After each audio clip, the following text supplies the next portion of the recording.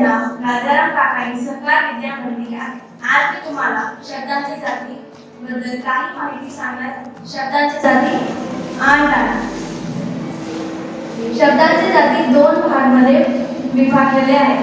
एक आहे विकारी शब्द आणि दुसरा आहे अविकारी शब्द. विकारी शब्द मध्ये नाम, सर्वनाम, विशेषण, क्रियापद हे आहे. आणि अविकारी शब्द मध्ये क्रिया विशेषण अव्यय, शब्दयोगी अव्यय, केवळ प्रयोगी अव्यय आणि उभयनवी अव्यय आहे. तर आज आपण विशेषण बद्दल माहिती घेणार. विशेषण म्हणजे काय? विशेषण म्हणजे नामाबद्दल विशेष माहिती सांगणाऱ्या शब्दाला आपण विशेषण म्हणतो. आता तुमच्या लक्षात आलं असेल, एका वाक्यामध्ये नाम बद्दल काही विशेष माहिती सांगणारा किंवा अधिक माहिती देणाऱ्या शब्दाला आपण विशेषण असे म्हणतात. एक उदाहरण पाहू. हे आहे मार्कर. मार्कर हे झाले नाव आणि कोणत्या रंगाचे मार्कर आहे? लाल. तर लाल झाले विशेषण. जसे हुशार मुलगी, उंच पर्वत, सुंदर फूल आणि इत्यादी. विशेषण हा नामाबद्दल रंग, रूप, आकार, संख्या, गुण हे सांगतात.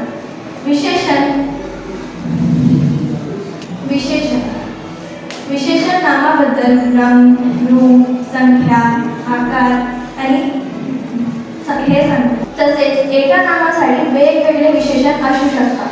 जसे फूल. फूल हे नामासाठी आपण पांढरा, लाल, सुंदर हे प्रकारचे विशेषण वापरू शकतात. आणि दुसरा उदाहरण घ्या. झाडसाठी मोठं, जाड, हिरवं अशा प्रकारचे आपण विशेषण वापरू शकतो. म्हणजे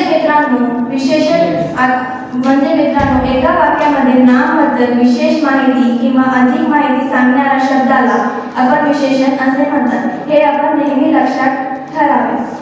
चला एकदा माझ्या सोबत म्हणा. विशेषण म्हणजे नामाबद्दल विशेष माहिती सांगणाऱ्या शब्दाला विशेषण असे म्हणतात. धन्यवाद. विशेषण म्हणजे एका नामाबद्दल विशेष माहिती किंवा अधिक माहिती देणाऱ्या शब्दाला विशेषण असे म्हणतात. धन्यवाद.